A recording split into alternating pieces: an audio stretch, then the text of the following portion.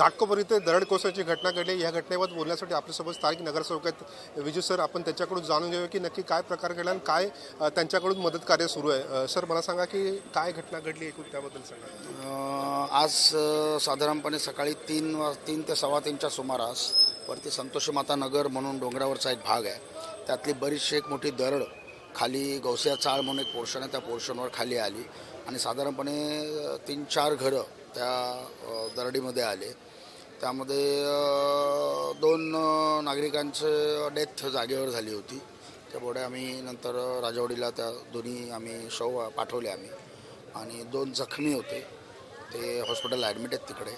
आता त्या 2 घरांमध्ये 6 लोक अडकल्याचे स्थानिक नागरिकांकडून जी माहिती मिळाली आहे आणि एक कुटुंब आहे पूर्ण आणि 2 मित्र आहेत, असे एक 2 रूममध्ये ते अडकलेले आहेत।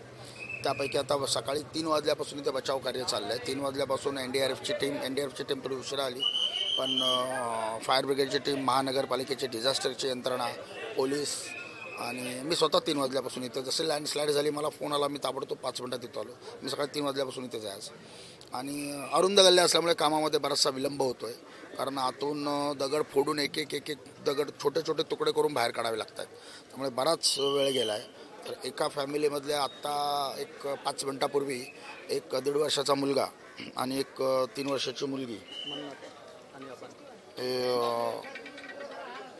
एक मन्नत म्हणून आहे लहान मुलगी 3 वर्षाची आणि एक अबान म्हणून लहान मुलगा आहे 1.5 वर्षाचा। तर त्या दोघांचे आता त्यांना काढलं ढिगाऱ्यातून बाहेर आणि आता ॲम्ब्युलन्सने त्यांना ताबडतोब हॉस्पिटलला घेऊन जात आहोत आपण। अत्यवस्थ अवस्थेमध्ये आहे, त्याचा काय रिपोर्ट आता हॉस्पिटलमधून आपल्याला आल्यावर कळेल। अजूनही 4 जण आतमध्ये असल्याची शंका आहे आणि बचावकार्य युद्धपातळीवर चालू आहे। BMC तर्फे काय मदत कार्य सुरू आहे? BMCची पूर्ण डिझास्टरची टीम इथे आलेली आहेत। वॉर्ड ऑफिसर स्वतः माझ्याबरोबर सकाळी 3:30-4 वाजल्यापासून माझ्यासोबत होते।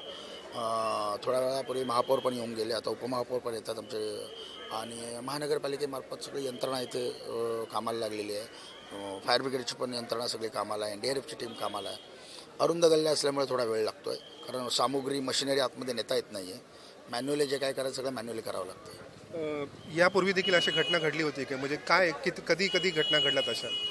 साधारणपणे सगळ्यात मोठी घटना आतापर्यंत जी झाली होती ती 26 जुलै 2005ला, ज्यावेळेस मुंबईमध्ये महापूर आला होता। त्यावेळेस दुपारी 2 वाजताच्या सुमारास इथंच बरेली मस्जिद म्हणून थोडासा पुढे असा एक पोर्शन आहे, त्या पोर्शनमध्ये एक लँडस्लाईड झाली होती मोठ्या प्रमाणाने। 72 लोक त्यावेळेस एकाच वेळेस त्यांचा निधन झालं होतं आणि ही बातमी जागतिक पटलावर पण गेलेली होती आणि याच अनुषंगाने इथल्या लोकांचं मी प्रतिनिधित्व करतो।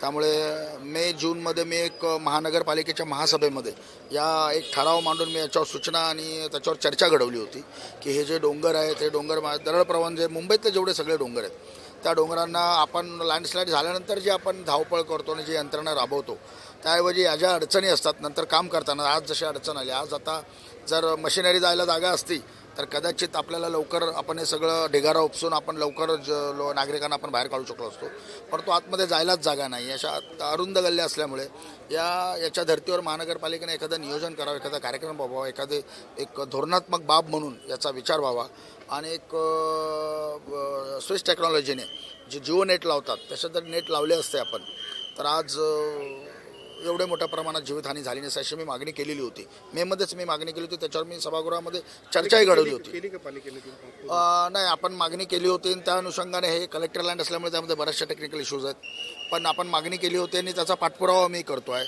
परंतु दुर्दैवाने त्याला वेळ थोडा कमी मिळाला आणि आजही घटनेला पालिका जबाबदार असं म्हणायचं का? तसं म्हटलं तर नैसर्गिक आपत्ती आहे आणि थोडंफार प्रमाणात कलेक्टर, थोड्याफार महानगरपालिका। तसं म्हटलं तर कोणताही नागरिकाचा मृत्यू झाला तर त्याला सर्वांशी सरकार आणि सत्ताधारीपासून, आता आम्ही सत्ताधारी आहोत, पण थोड्याफार प्रमाणात सगळेच जबाबदार आहेत। पुढे जितेश सुधाकर कश्यप, LS मराठी न्यूज, मुंबई।